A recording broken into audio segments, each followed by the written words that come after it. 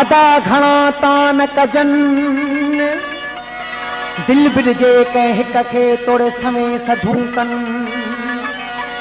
उहे चिलविला चइजन जेके दर दर ना इन दोस्ती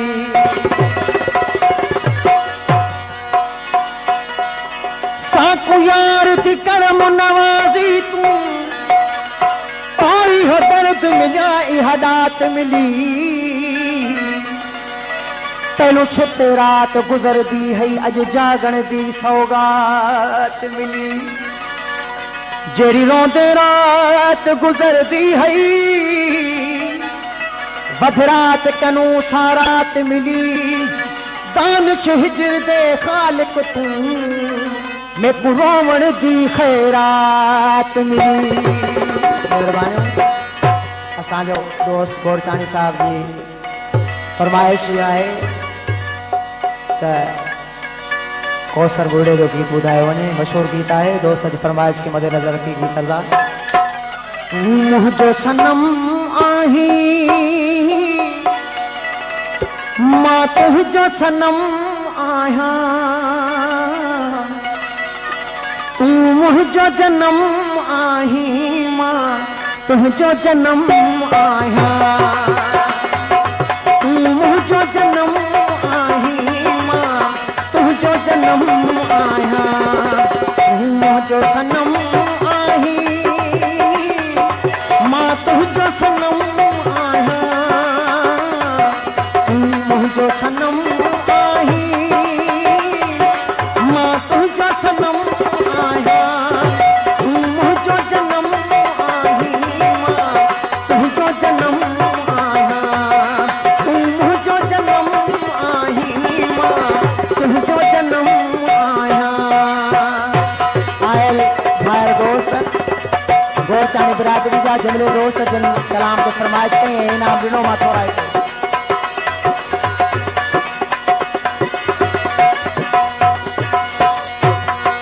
वायदा न वफा जाके इकरार वतन पहजा है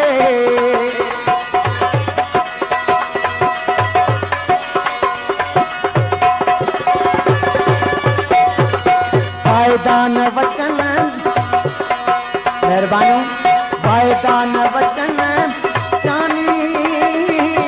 वायदान वफा जाके इकरार वचन पहजा तू मुझो कसम आही मां तुझो कसम आया तू मुझो कसम आही मां तुझो कसम आया तुझो सनम आही मां तुझो सनम आया तू मुझो जन्म आही मां तुझो जन्म आया तू मुझो जन्म आही मां तुझो जन्म आया।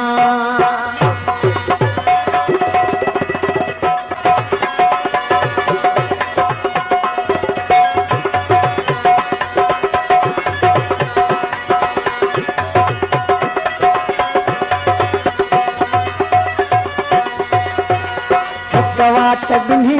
जिया हिक राहे वफा आहे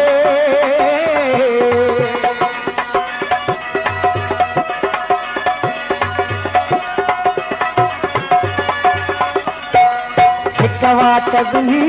जिया हिक राहे वफा आहे तू मुझो कदम आही मां तुझो कदम आया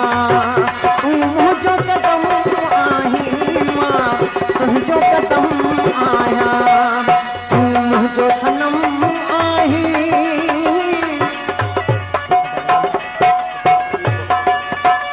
उस्ताद पीर बख्श गोरचानी जंहिंजे हुकूमत कलाम ऐं दोस्तनि नाम ॾेई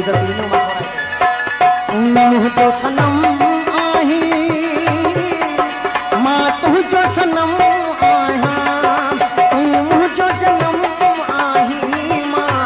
तुझो जन्म आया तुझो जन्म आही मां तुझो जन्म आया।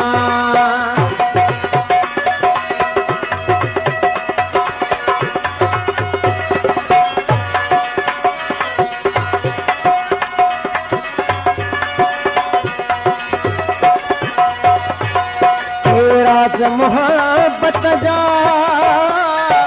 दिलियुन में दफन आहिन।